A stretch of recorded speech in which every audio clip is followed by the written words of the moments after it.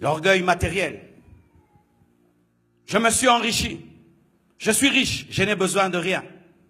Je ne suis pas contre la prospérité, mais je suis contre un message de prospérité mal prêché. La prédication du message de la prospérité a amené une sécheresse spirituelle dans l'église américaine. Au point où aujourd'hui, c'est difficile même de prendre certains d'entre eux, leur dire, viens prêcher en Afrique, il va te coûter 100 000 $. Alors que lui s'est converti gratuitement. Il faut que tu vires dans son compte en banque 100 000 $ pour qu'il vienne donner une prédication. C'est de l'escroquerie. Tu auras une voiture, tu auras une maison. Oui, cela est important, mais cela n'est pas basique. La Bible dit, cherchez premièrement le royaume de cieux et sa justice, et le reste sera donné par-dessus. Et vous devez savoir ceci dans la vie. Il y a le temps pour patienter, il y a le temps pour souffrir. La vie chrétienne est une formation. Ce n'est pas que tu te convertis aujourd'hui et tu auras tout du coup. Et ce n'est pas tout le monde qui sera millionnaire, ce n'est pas tout le monde qui sera milliardaire, mais Dieu verra que tu ne manques de rien. Si chaque fois nous devons prêcher maison, voiture, nous sommes des idolâtres, nous sommes des matérialistes. Et ainsi, nous jugeons la spiritualité des gens à l'église en fonction de ce qu'ils ont.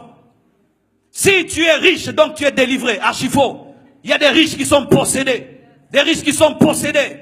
Et si tu es pauvre, tu es maudit. Mes frères et sœurs, je vous dis, les apôtres n'étaient pas riches, mais c'était des hommes remplis du Saint-Esprit.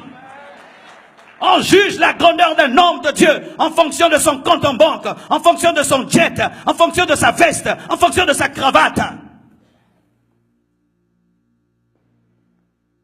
Vous aurez, on vous prêche les poches au lieu de vous prêcher les cœurs.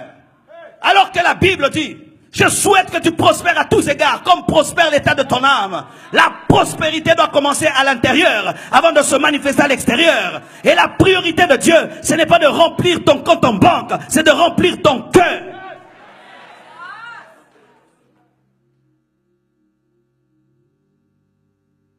Les chairs sont en diamant, les chairs sont en or.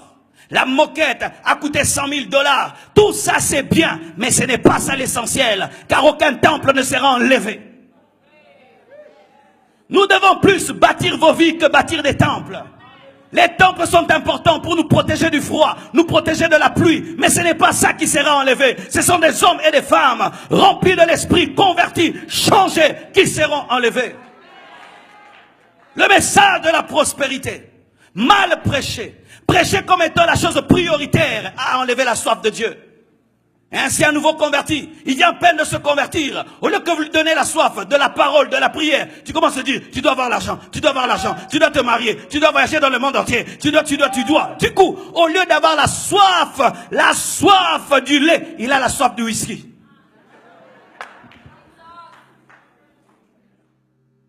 Béni soit Dieu, nous, pour les temps où nous nous sommes convertis. Pendant plus de 5 ans, tu n'entends même pas qu'on te parle que tu seras millionnaire. On te dit Jésus revient bientôt, Jésus revient bientôt, Jésus revient bientôt. Tu te sanctifies. Et puis un jour on dit, il faut aussi te rendre riche. Ah bon? Mais aujourd'hui, à peine converti, qui va m'épouser? Est-ce qu'un bébé pense au mariage? À peine converti, Dieu donne-moi une voiture. Est-ce qu'un bébé pense conduire une voiture?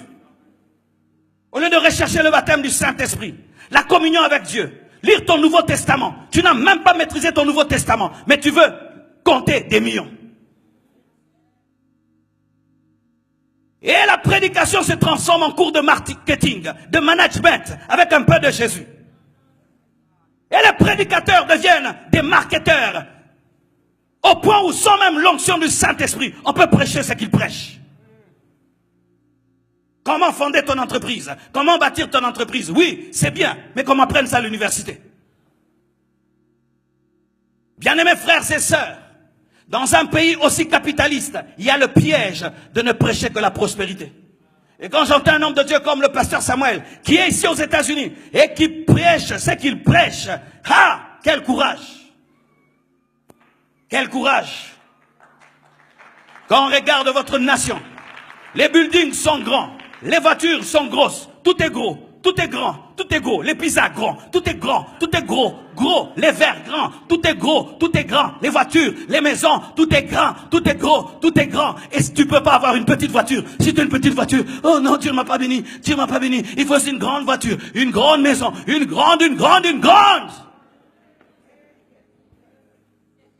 Le matériel ne remplira jamais ton cœur. L'homme le plus heureux du monde n'est pas l'homme le plus riche du monde. Je répète, l'homme le plus heureux du monde n'est pas l'homme le plus riche du monde. Qu'on ne vous trompe pas. Si tu ne trouves pas le bonheur en Christ, l'argent ne te donnera pas le bonheur. Ce n'est pas que je suis contre la richesse. J'ai besoin d'argent pour être une source de bénédiction. J'ai besoin d'argent pour servir Dieu. Mais l'argent n'est pas mon maître. Je ne pense pas à l'argent le matin. Je pense à Jésus le matin. Mais aujourd'hui, les chrétiens pensent à l'argent dès le matin. Le matin, ils pensent à l'argent. Le soir, à l'argent. À la nuit, à l'argent. Ils rêvent même l'argent. Ils comptent l'argent en rêvant. S'il pêche, il a la paix. Mais si on lui vole l'argent, il perd la paix. C'est ainsi que même dimanche, vous acceptez de travailler pour gagner plus. Vous qui travaillez dimanche pour gagner plus, vous êtes des cupides, vous êtes des cupides, vous êtes des idolâtres, vous êtes des cupides, vous êtes des cupides, et vous êtes des cupides, des cupides. Et vous manquez la foi. Lundi, tu n'étais pas à l'église. Mardi, tu n'étais pas à l'église. Jusqu'à samedi, c'était boulot. Et puis ton chef te dit, mais si tu travailles aussi dimanche, je t'ajoute un petit 500. C'est vrai, un petit 500? Ok. Pasteur, aujourd'hui, je ne saurais pas venir jouer à la batterie. Cupidité. Cherchant à posséder et à posséder encore. Alors que la Bible nous dit que la piété est source de gain avec contentement. Le contentement d'être prêché à nouveau dans l'église. C'est un message de la Bible. Se contenter. Se contenter.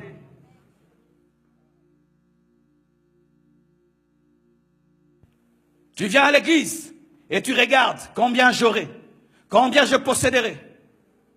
Si tu es dans une église qui a des fausses doctrines, mais tant que tu te retrouves financièrement, tu y restes.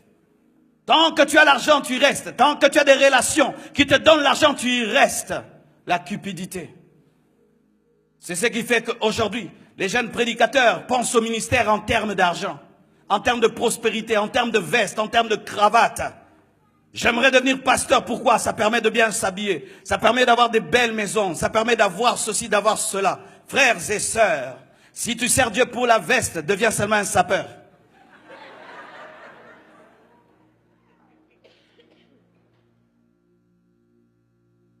Je ne suis pas contre la bénédiction. Je ne suis pas contre la richesse. Je ne suis même pas contre la prospérité. Mais toute chose doit être mise à sa place.